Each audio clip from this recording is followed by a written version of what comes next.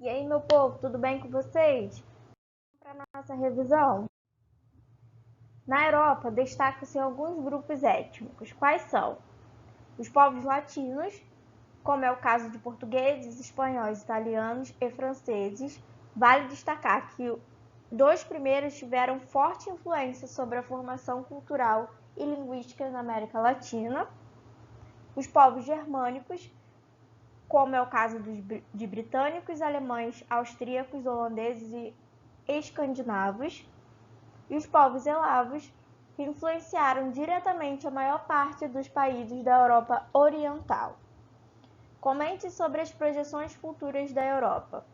O aumento da expectativa de vida e a redução da população infantil um dos próprios índices de fertilidade fazem com que haja uma necessidade cada vez maior de estimular a natalidade, bem como a entrada da população economicamente ativa vinda de outros lugares. Outra forma de lidar com a situação tem sido aumentar a idade para a população idosa se aposentar, visando reduzir os gastos com a previdência social e aumentar a PEA. Comente as regiões abaixo. País Basco. País Basco ele corresponde a uma região localizada no norte espanhol, fazendo fronteira com a França. Apresenta um sistema cultural e linguístico próprio, sem ligações com quaisquer outros povos da Europa, sendo considerado o povo cujo idioma é o mais antigo do continente. Catalunha é uma região situada no nordeste espanhol e, assim como a região basca, apresenta uma característica cultural e linguística própria. Porém, a Catalunha tem um diferencial em relação ao País Basco, que é uma região com um desenvolvimento econômico e industrial mais antigo, possuindo elevada concentração de capitais. Irlanda. A ilha da Irlanda é subdividida em dois países: Irlanda do Norte, que é a parte do Reino Unido e tem maioria populacional protestante, e a República da Irlanda, independente do Reino Unido e da maioria católica.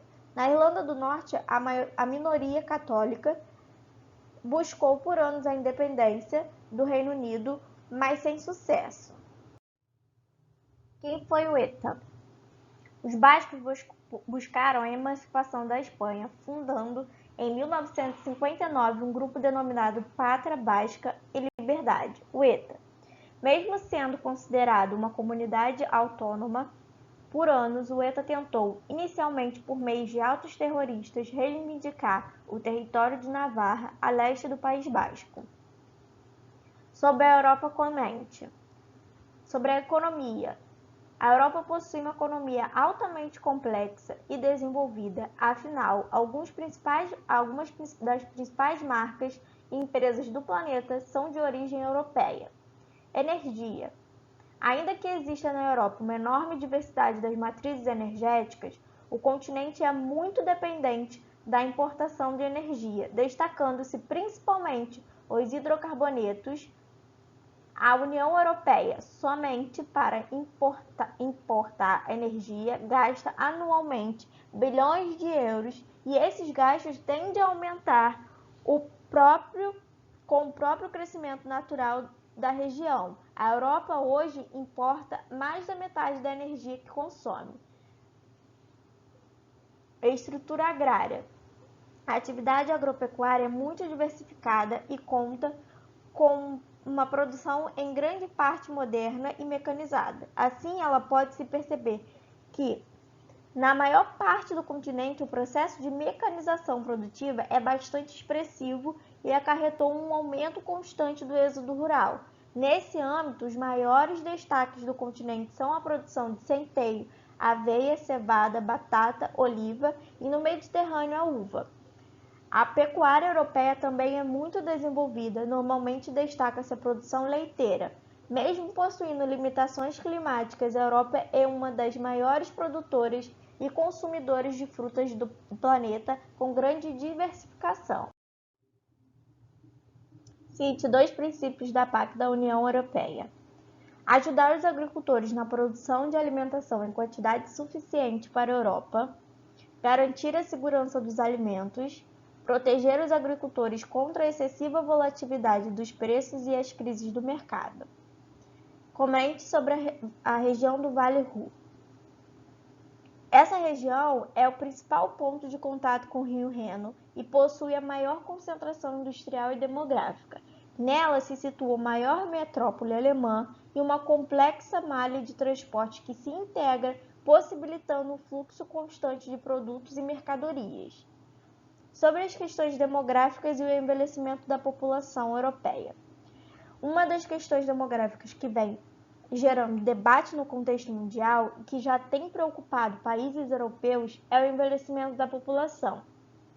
O envelhecimento é o resultado do controle do crescimento populacional ocasionado pelo aumento do custo de vida, o uso de métodos contraceptivos e a entrada da mulher no mercado de trabalho, assim como da elevação da expectativa de vida em razão das melhorias nos setores de saúde e de saneamento básico.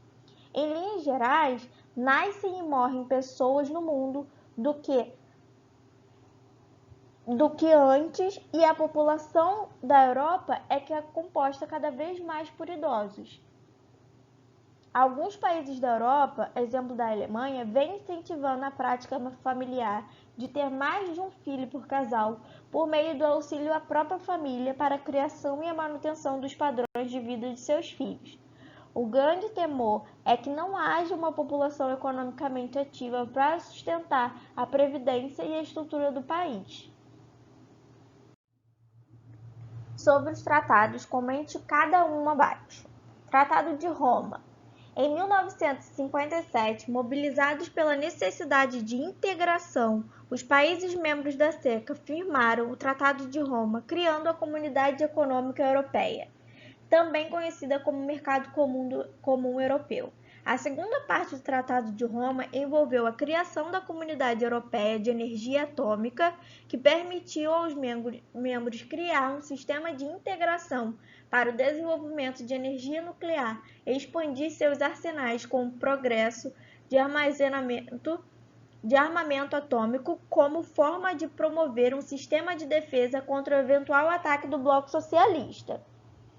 O Tratado de Schengen é o acordo firmado em 1985 estabeleceu a livre circulação de cidadãos dos Estados-membros da União Europeia. Os países envolvidos aboliram suas fronteiras internas a favor de uma fronteira externa única e uniformizaram-se entre eles procedimentos relativos e vistos para estadas de curta duração, solicitações de asilo e controles nas fronteiras externas.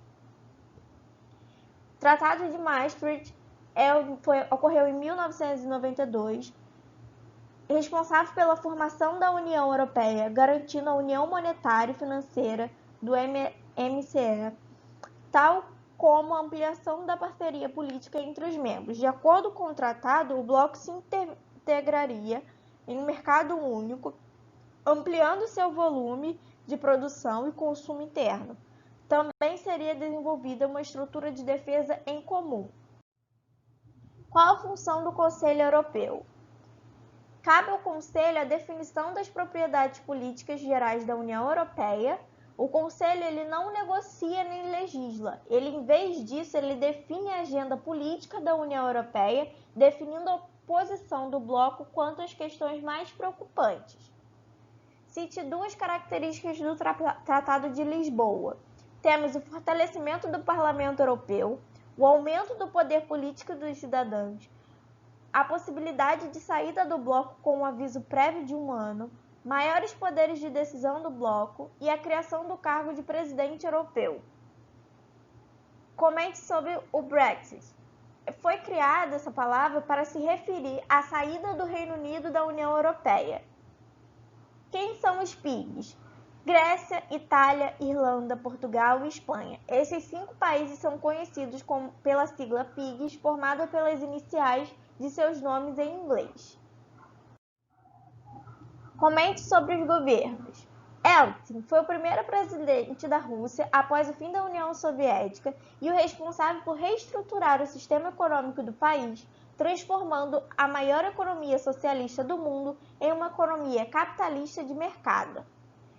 Ele implantou um programa de reformas econômicas radicais, cujo objetivo era reestruturar o sistema econômico da Rússia e a liberação da economia de diminuir os gastos públicos com a privatização de propriedades, estruturas e fábricas públicas. Esse conjunto de ações, chamado de terapia de choque, gerou a hiperinflação agravada pela alta dívida externa. Putin foi eleito o presidente da Rússia e tomou posse 7 de maio de 2000. Em vez de se apoiar ao velho discurso político de comunismo contra o capitalismo, Putin enfatizou a unidade e a estabilidade da Rússia, ambas desejadas pelos cidadãos após uma década de turbulentas mudanças e políticas econômicas. O governo gerou uma série de expectativas por parte da comunidade internacional e do próprio povo russo, tendo em vista que Yeltsin foi um dos principais líderes de oposição da antiga União Soviética e defendia o crescimento econômico da Rússia a partir da abertura econômica. Dmitry Medvedev, no dia 7 de maio de 2008, data tradicional para a posse dos presidentes russos, foi eleito o novo presidente e nomeou Putin o seu primeiro-ministro, de modo a manter o poder político de seu partido.